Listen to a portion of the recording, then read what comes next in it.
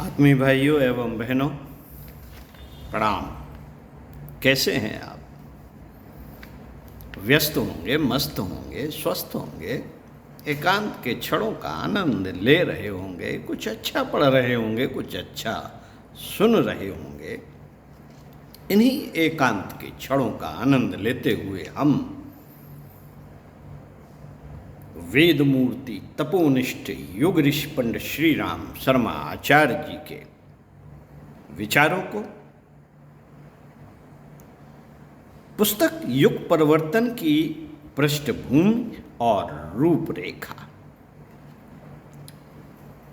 पृष्ठ 19 से विचार क्रांति के उपयुक्त साहित्य के बारे में आपको पढ़कर सुनाते हैं। आइए सुनते हैं।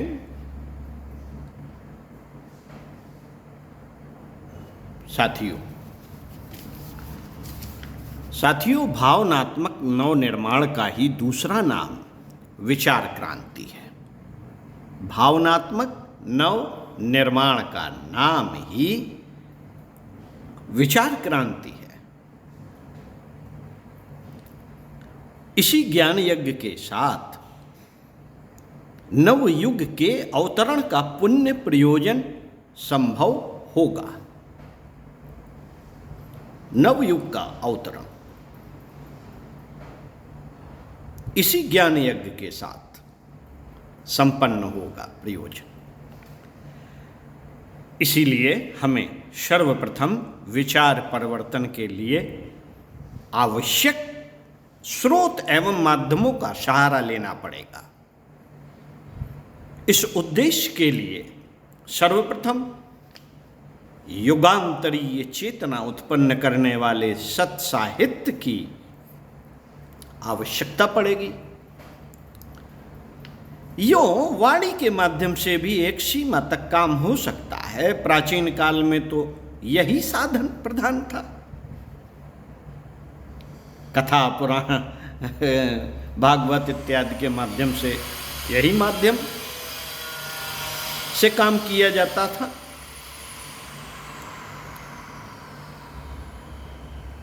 प्राचीन काल में यही साधन प्रधान था। उन दिनों मुद्रण कला का विकास नहीं हुआ था। हाथ से लिखे ग्रंथों का न तो बड़ी संख्या में सृजन हो सकता था और न उनका मूल्य ही सर्वसुलभ हो सकता था। उस स्थिति में वाणी ही प्रधान माध्यम थी। प्रवचनकर्ता प्रचार का प्रयोजन पूरा करने के लिए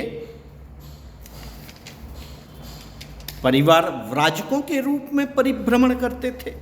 कथा, प्रवचन, सत्संग, गोष्ठियां आदि की विधि व्यवस्था काम में लाई जाती थी। लाउड स्पीकरों का भी उन दिनों प्रचलन नहीं था। अस्तु, ऊंचे स्वर में बोलने पर भी थोड़े से लोग उन विचार गोष्ठियों का लाभ उठा पाते थे। प्राचीन काल में तो वाणी ही एकमात्र विचार प्रसार का माध्यम थी। अब भी उसकी उपयोगिता तो है, पर मुद्रण कला ने इस प्रयोजन की पूर्ति के लिए नया आधार प्रदान किया है। अब पुस्तकों, पत्रिकाओं के माध्यम से यह कार्य अधिक सुविधापूर्वक संपन्न हो सकता है। अब सस्ते मूल्य में साहित्य छपता है और डाक, रेल के माध्यम से उसे दूर दूर तक स्वल्प व्यय से पहुंचाया जा सकता है। यह अपने युग की बहुत बड़ी उपलब्धि है। इसका उपयोग एक सर्वसुलभ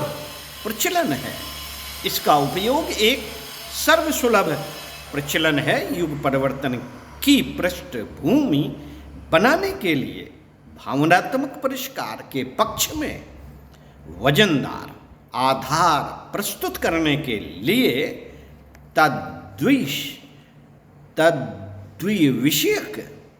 तद्विषयक साहित्य को प्रधानता देनी होगी। युग परिवर्तन के लिए लोकमानस ढाल सकने वाली विशालकाय भट्टी की आवश्यकता पूरी कर सकने वाले साहित्य सृजन का सारा सरंजाम नए सिरे से खड़ा करना पड़ेगा। जिस अवांछनीय परिस्थिति और मनस्थिति से होकर हम गुजर रहे हैं उसे बदलने के लिए ऐसे क्रांतिकारी युग साहित्य की आवश्यकता है जो व्यक्ति और समाज की चेतना पर जमी हुई आसुरी सत्ता को निरस्त करने में जोरदार टक्कर ले सकने में समर्थ हो। साथ ही उसमें यह विशेषता भी हो, साहित्य में होनी चाहिए यह विशेषता। साथ ही उसमें यह विशेषता भी हो कि उन्मूलन के उपरांत रिक्तता उत्पन्न न होने दे और लगे हाथ अभिनव सृजन का बीजारोपण भी करता चले। कुशल डॉक्टर एक क्षण में ऑपरेशन करता है और दूसरे ही क्षण घाव भरने के लिए टाँके लगाने से लेकर मरहम पट्टी के समस्त उपचार उतनी ही सतर्कतापूर्वक करता है जितनी की सतर्कता से उसने चीर फाड़ के औजारों का प्रयोग किया था। युग साहित्य में ध्वंस और सृजन की कुशल डॉक्टर जैसी क्षमता होनी चाहिए। साथियों, अनीत के उन्मूलन और नीत के संस्थापन के कार्य को ईश्वर अवतार के समतुल्य कहा जा सकता है। ईश्वर अप्रत्यक्ष है, उसकी प्रत्यक्ष प्रतिमा आज के युग में युग साहित्य के रूप में भी विनिर्मित हो सकती है। इसके लिए वर्तमान प्रकाशकों पर निर्भर रहने से काम नहीं चलेगा। उनकी दृष्टि थक गई, मुश्किल से ही अपने ढर्रे में थोड़ा बहुत हेर फेर कर पावेंगे। क्रांतिकारी तत्व मौलिक होते हैं, वे थोपे नहीं जा सकते। जिन्होंने अपने व्यवसाय की नीति अधिक अर्थ उपार्जन की, ग्राहकों की मांगें पूरी करने की बना ली है, वे उस लायक सरलता से उस लाभदायक सरलता को छोड़कर ऐसे झंझट में क्यों पड़ेंगे जिसमें लाभ कम और सिरदर्द बहुत है। युग साहित्य के सृजन विस्तार की योजना इतनी बड़ी होनी चाहिए कि उसे भयंकर अग्निकांड रोकने के लिए जुटाए गए शक्तिशाली फायर ब्रिगेडों के समतुल्य आंका जा सके। समस्या तो विश्वव्यापी है, पर फिलहाल अपने देश का ही लक्ष्य रखें तो उससे हर क्षेत्र में विचार पहुंचाने के लिए संविधान में मान्यता प्राप्त 14 भाषाओं को भी माध्यम बनाना ही होगा। यूं अल्पशिक्षित जनता की क्षेत्रीय भाषाएं ही अधिक अनुकूल पड़ती हैं। इन सब को मिलाया जाए तो उनकी संख्या दर्जनों हो जाती हैं। गद्य तो 14 भाषाओं में भी चल सकता है, पर यदि जनगीतों की भी आवश्यकता समझी जाए तो उसके लिए इन सभी क्षेत्रीय भाषाओं में गीत लिखे और छापे जाने चाहिए। अल्पशिक्षित देहातों में रहने वाली जनता को प्रेरणा देने की दृष्टि से वस्तुतः गद्य से भी अधिक महत्वपूर्ण पद्य होता है।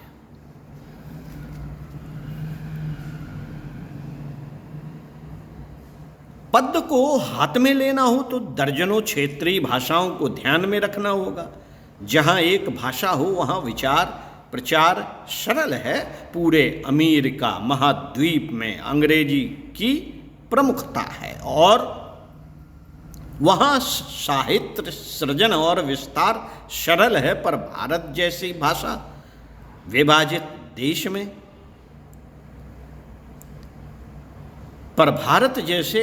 भाषा विभाजित देश में प्रकाशन और लेखन तंत्र के निर्माण में उतनी गुनी शक्ति खपानी पड़ेगी जितनी की भाषाएं होंगी। विभाजित क्षेत्र छोटे होते हैं, अस्तु उनमें छपने वाले साहित्य की मात्रा भी छोटी ही रखनी पड़ेगी। श्रम, व्यवस्था, साधन, ढांचा लगभग एक जैसा लगा, पर उत्पादन थोड़ा हुआ तो वह भी एक कठिनाई ही रही। एक भाषा रही होती तो एक तंत्र, एक स्थान की एक व्यवस्था और एक पूंजी के अंतर्गत विशाल चक्र घुमाया जा सकता था, पर क्षेत्र बहुत होने से न्यूनाधिक मात्रा में उतनी ही गुनी शक्ति का नियोजन करना पड़ेगा। साथियों, आज हमारी नैतिक, बौद्धिक और सामाजिक स्थिति दयनीय है। शारीरिक, मानसिक, पारिवारिक, आर्थिक क्षेत्र भी बुरी तरह तमसाछन्न है।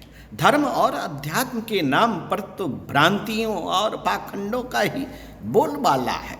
कुर्सी की राजनीति का बोलबाला, और अब उसे कूटनीति का खुला संबोधन मिल गया है। विकृतियों और भ्रांतियों के बीच घोर उलझन भरी मनः स्थिति और परिस्थिति के बीच हम रह रहे हैं।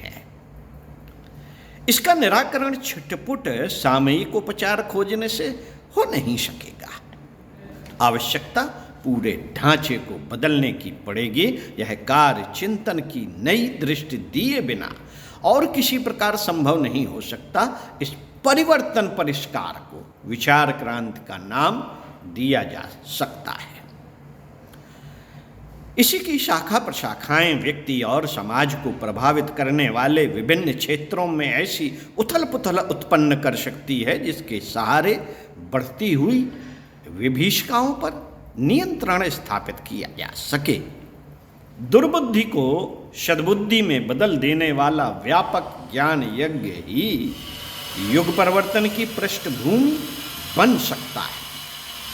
इसके लिए ऐसे साहित्य का सृजन करना होगा जो कैंची और गोंददानी के सहारे देशी विदेशी नकलची की जूठन की तरह टोकरी में न भर लिया गया हो, वरन जिसमें युग समस्याओं पर गहराई तक सूक्ष्म दृष्टि डाली गई हो और तात्विक समाधान खोजे गए हो।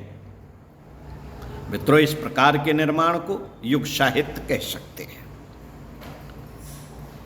वह हर वर्ग के व्यक्तियों की मनः स्थिति और परिस्थिति को ध्यान में रखते हुए लिखा गया होना चाहिए।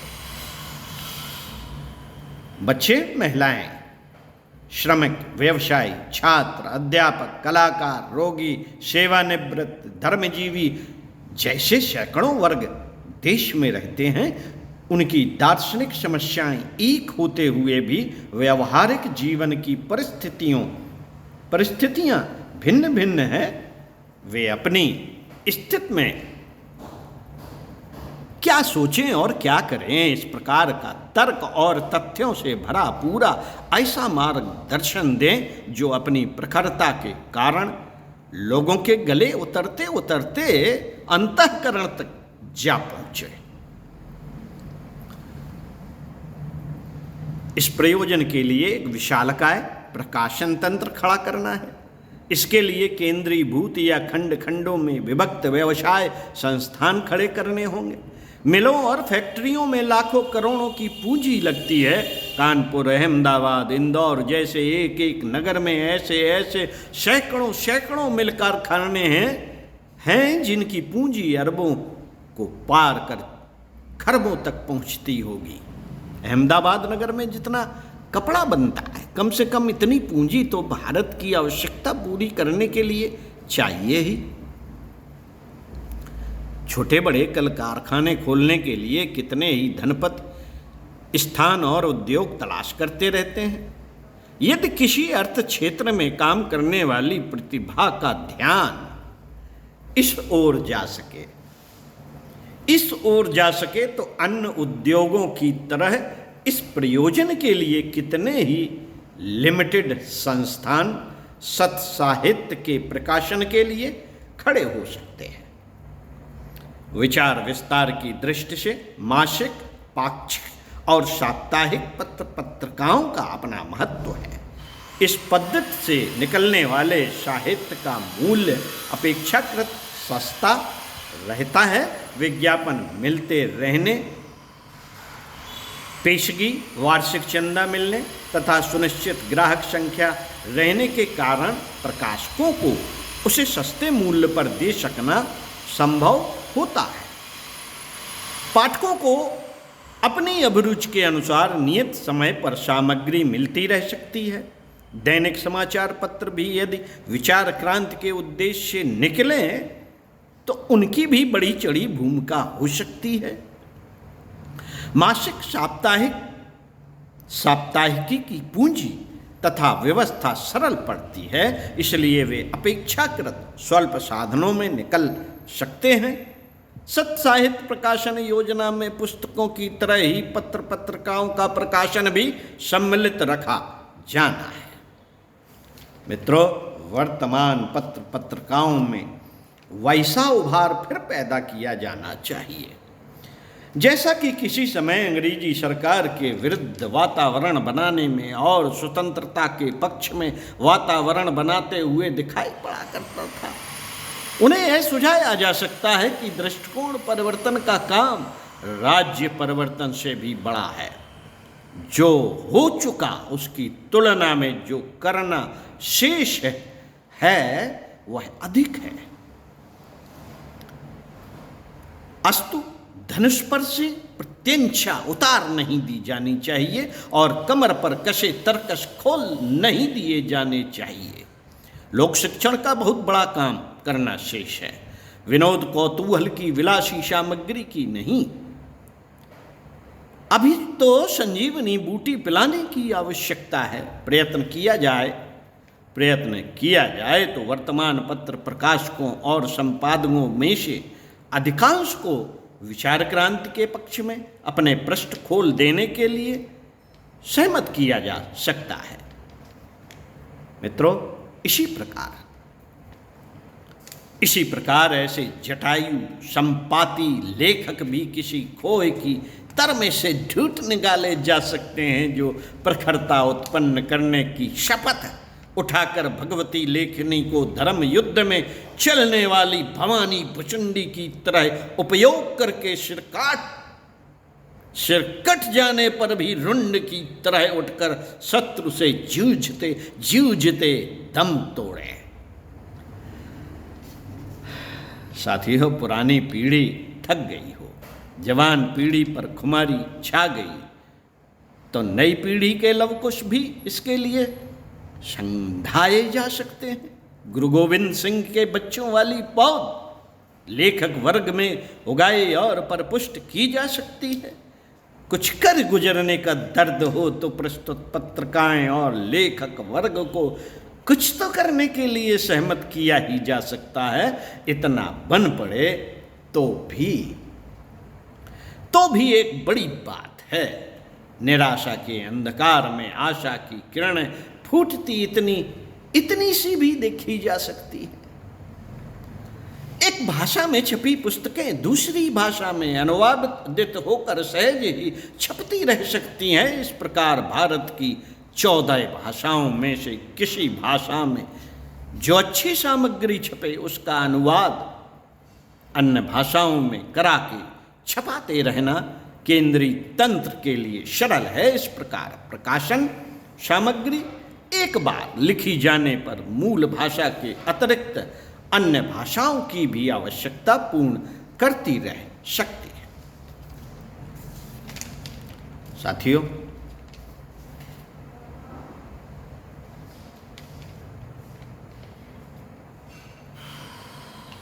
पत्रिकाओं और प्रकाशकों का केंद्रीकरण न हो तो भी उनके बीच तालमेल बिठाया जा सकता है और विचार क्रांति की असंख्य धाराओं में से अपनी अपनी रुचि का विषय छांटा अपनाया जा सकता है। उनका संयुक्त प्रयास युगांतरीय उद्देश्य की पूर्ति में महत्वपूर्ण सहायता कर सकता है। साथियों, चित्र प्रकाशन भी सत्य साहित्य वर्ग का ही एक कार्य है। महापुरुषों को प्रेरणाप्रद घटनाओं के छोटे बड़े चित्र छापे जा सकते हैं। आदर्श वाक्य पोस्टर भी बहुत ही महत्वपूर्ण सिद्ध हो सकते हैं। कैलेंडर, विवाह शादियों के निमंत्रण पत्र, नव वर्ष की शुभकामनाओं जैसे चित्र प्रकाशन के अनेकों प्रकार ऐसे हैं जो जन जागृत के प्रयोजन भी पूरा करते रह सकते हैं।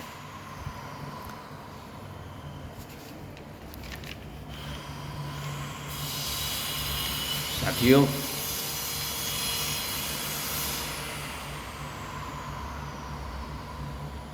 आगे पढ़ के सुनाते हैं, रह तो थोड़े ही गया था। चलिए अगले वीडियो में सुनते हैं। ओम शांति।